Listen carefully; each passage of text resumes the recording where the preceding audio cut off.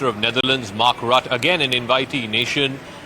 You would imagine that, being part of the European Union, Mark Rutte in Netherlands, all right, the Nigerian president has also just come in. So if you look at the list of invitee nations, India has really put thought into it. There are members from the global south. There are also members from the developed world, the Netherlands being a case of that. There are countries from the Indian Ocean region, whether it is Bangladesh, whether it is Mauritius. These are critical partners for India as India seeks to counter China's influence abroad. Bola Ahmed Tinubu is the president of Nigeria as he arrives at the Bharat Mandapam. And this is again critical because the Chinese have been making huge inroads, forays, as it were, into the African continent. Massive infrastructure projects that the Chinese have undertaken through One Belt, One Road in places like Ethiopia, in Tanzania. The Singapore Prime Minister, Lee Hsien Loong, is also now coming in. Because, again, Singapore is a hugely important global financial hub. Of course, a lot of startups are based out of Singapore, and it is, of course, a model city-state, one would argue. It is sort of set the standard and the benchmark, if you will, for cleanliness and things like that. So the Prime Minister of Singapore also being invited by the Prime Minister as a special invitee. Anand is there with us as well. So again, very, very thoughtful, the members of the countries that India has asked as special invitees to join the Delhi-hosted G20. Anand. Yes, it is. You're mentioning the Netherlands, and I remember the trade ministers meeting in Jaipur. It was the trade ministers from the Netherlands and Oman, the youngest there. Although they are both not participants, they are invitee nations. They were the ones who were invited by Minister Piyush Goyal to cut the mooncake. Yes, sir. Even as the Italian Prime Minister has walked in, one by one the delegates will come in. What India has done is they have engaged with all the nations. You mentioned Egypt, you mentioned Al-Sisi, not just Republic Day, the June visit. Egypt is a very strong nation. It's got a voice in the Arab world. It's also got a voice among the Africa group of nations. And that's the reason why, after a long time, we had a visit of an Indian Prime Minister to Egypt. And that's why it was significant, because if the Africa group of nations need to come together, Egypt will be a strong voice, just like South Africa will be. And more than about 55 nations which are involved in the Africa Union. Whether or not they become permanent members this time around under India's chair, or is there a resolution to make them permanent members in the next year under Brazil, we'll have to wait and watch. But any movement in that direction will be very, very significant, big achievement for us. Nations who we have continuously engaged with, even within the European Union, there are certain nations which are very strong voices with whom we have engaged. Like you mentioned Mauritius, the importance in the Indo-Pacific. With each nation, India has been engaging at the G20. There are other strategic interests or dynamics that have come in. While we have pitched not just the digital infrastructure, UPI, and engaging with them and helping them set up their own digital economy and digital infrastructure, we've also helped them engage in health services. We have engaged with these emerging nations to partner with them as far as green growth and how to do sustainable development and how they can achieve the SDGs that have been set forth. The other thing I think we should keep an eye out on is the Biofuel Alliance. If India, US and Brazil come together and announce the World Biofuel Alliance. Yes, Zaka. Giorgia Meloni, the Italian Prime Minister there, being greeted by Prime Minister Modi. Italy is important because they're going to be the next host. So in that sense, the Troika is Indonesia, the previous host, India, the current host, and of course Italy being the next host. And these three countries have to come together to try and take the lead, to try and take the initiative, to try and finalize the joint declaration, because they have a stake. Indonesia has a stake in India having a successful G20. India has a stake, of course, in Italy having a successful G20. So the Troika, the previous president, the current president, and the next president are important ones. And now, of course, these are the members, the leader of the UAE now just walking in, the president of the UAE, the ruler of Abu Dhabi, Sheikh Mohammed bin Zayed Al Nahyan, MBZ. He's just walked in. So these are now officially leaders of the G20.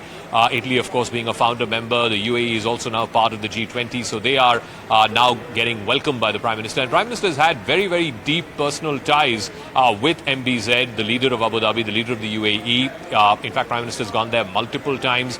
Even as recently as a few months ago, he was there on one of his return trips, spending just a few hours in the UAE. So clearly, the importance that Prime Minister has attached to countries like the UAE, Saudi Arabia, is extremely significant, because he realizes that not just because of the Indian diaspora there, but because of the dependence on oil from these countries, there has been a significant, almost dimensional change in the relationship between the UAE and New Delhi. And that is something that the Prime Minister is personally invested in as he shakes hands with the ruler of Abu Dhabi, Sheikh Mohammed bin Zayed Al Nahyan, MBZ, as he's popularly known. So the UAE will also be a critical part of the G20. There are many of these countries, UAE, Saudi Arabia, these are countries which are part of G20, which may not want to take a position, let's say, for example, on the Russia-Ukraine war. And we were talking about the Italian Prime Minister a moment ago. The fear was that once she became Prime Minister in the elections where she got elected last year, the fear was that she might actually soften Europe's opposition to this war. This was certainly the concern in France, in Germany, some of the other European countries, because she represents a right of centre government. But that's not been the case. She has, in fact, taken just as strong a position against Vladimir Putin and Russia's aggression in Ukraine.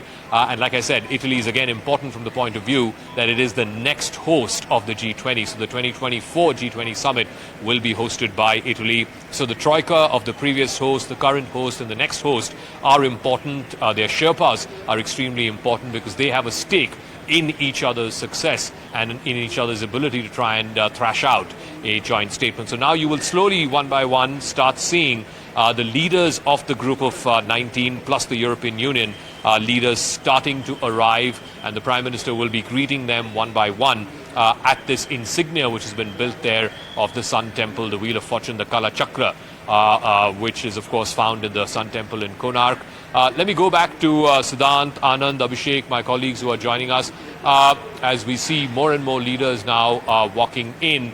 Pallavi is also there with us. Pallavi, just walk us through. Obviously, you know, all the focus is going to be on the joint declaration, but there will also be, in case there is no joint declaration, a chair summary and an outcome document. How hopeful are officials that that will be weighty enough to try and mitigate some of the attention, if at all a joint declaration is not possible?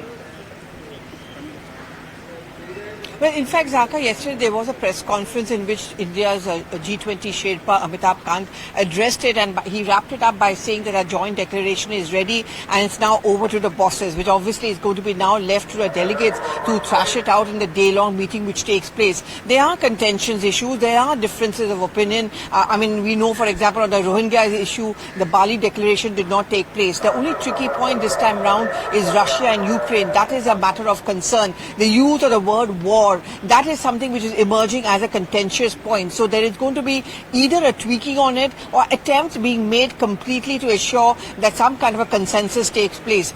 But by and large, as far as the trade and economic policies are going, we've been talking about that, there seems to be a more or less consensus, and India has been very accommodative. That's also what we have been repeatedly told by way of government sources, that we are not going to be rigid. We do want, it matters really to India to come out with a joint declaration. That would be seen as a huge diplomatic success tomorrow. But apart from that, the fact is that India doesn't want to be rigid, will not be rigid. It wants to be more consensus-based, more accommodative, because that's exactly what the whole mantra of the G20 Summit is all about. And therefore, on key trade economic policies, India certainly is very, very hopeful. At least they'll make its way into the a joint declaration. Zaka, these are tough times, and the backdrop is that sluggish economic growth in many countries. Some countries, even the development world, has been hit by recession, a post-COVID recovery. India has come up with a very buoyant kind of a green shooting of the economy, if I can say so. Huge GDP earnings, GST earnings have increased, UPI. We've shown the way to the world,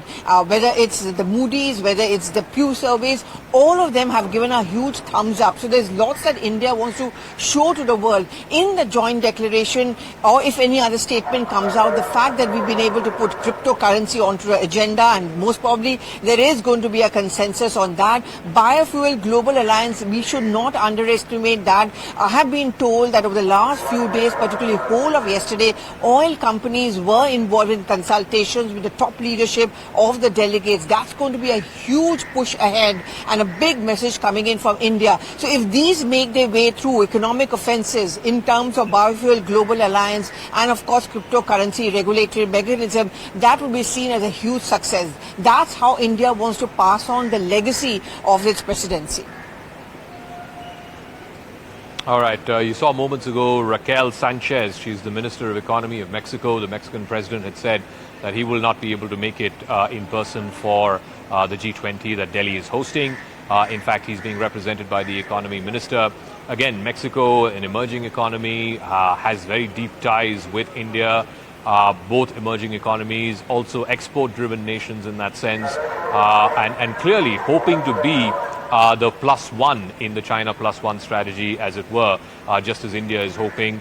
You can take a whole host of countries from Vietnam to Indonesia to Mexico and India, of course, all of whom are hoping that some of the world supply chains, some of the global supply chains, which will eventually move away, a part of it will move away from China.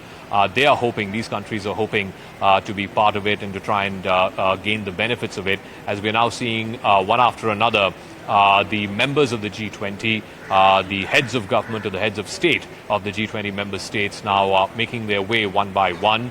You will soon see the Prime Minister of UK, the President of the United States, the leaders of Germany. A Saudi Arabian Crown Prince has just arrived under an hour ago. The Argentinian President has just made his way, I believe. I've just been told that he's just made his way to the Bharat Mandapam as he now walks down that red carpet. He will be received by the Prime Minister in front of that insignia of the Konark Temple. So Latin America, again, when India talks about being voice of the global South, how can you ignore Latin America? You are also seeing pictures of the Australian Prime Minister, Anthony Albanese, walk in as well. And they, of course, again, have a very deep personal equation, Prime Minister Modi and Prime Minister Albanese. In fact, when Prime Minister was in Sydney just a few months ago, you saw that, as Prime Minister Albanese called it, a rock star reception, bigger than the one that even Bruce Springsteen got. In fact, at that time, Albanese had even come up with the moniker that Prime Minister Modi is the boss. So Anthony Albanese being received there by the Prime Minister as well. So clearly these are some of the most important, most powerful, most influential world leaders and people who have a stake in how the world's progress will carry forward over the next couple of years. Anthony Albanese, of course, sharing a very, very deep personal bond with the Prime Minister. Abhishek, in fact, when the Prime Minister was in Australia just a few months ago, you could see that equation, even though they belong from two different political formations. One is left of centre, the other is right of centre. So Anthony Albanese just being welcomed by the Prime Minister. Yeah, Abhishek, the importance of countries like Argentina, Australia. All right, Justin Trudeau of Canada has just walked in. India, of course, has a sort of a topsy-turvy relationship, if I will, with Canada because of the Khalistan issue, because of other issues that have come up. So, Abhishek, if you want to walk us through, the Prime Minister of Australia and the Prime Minister of Canada now being welcomed by Prime Minister Modi. Of course, they are far apart, but there is two issues that is contentious, and this is the Khalistan issue that we have seen both happening in Canada and Australia, and there has been two different sort of treatment also from both the sides. While Canadian authorities have not taken those issues with that much of seriousness that India would have liked, Australian Prime Minister had clearly outlined that the divisive politics or the freedom of expression does not allow any vandalism or violence, and the Australian government will take action on that. So that the kind of difference you could see in the relationship, also the kind of chemistry that you could see in the very welcoming of Prime Minister also, while Prime Minister did spend few moments talking to Anthony Albanese, the Australian Prime Minister. Justin Trudeau was welcome like a normal courteous call would be. So that is the kind of camaraderie, the personal chemistry Prime Minister has with certain leaders, and these few seconds that we are showing our viewers of the welcoming or the greetings that Prime Minister Modi is going to have, that clearly states the kind of India, the kind of relationship India has with a particular country or with a particular leader. We are now seeing European Commission President Ursula von der Leyen. She is coming and she'll be also welcomed by Prime Minister Modi. We have seen India-EU free trade agreement talk happening in multiple rounds, and both the sides are eagerly looking forward to finalize the deal. Very soon. There are certain issues of mobility and then IPR, which are little, uneasy. Both the sides are trying to negotiate on those issues. Ursula von der Leyen has also just walked in. She's, of course, the head of the European Union. And, of course, the EU is a very, very critical member, and its criticality has assumed all that more significance right now because of the Ukraine war. And the EU has been at the forefront of the criticism against Russia.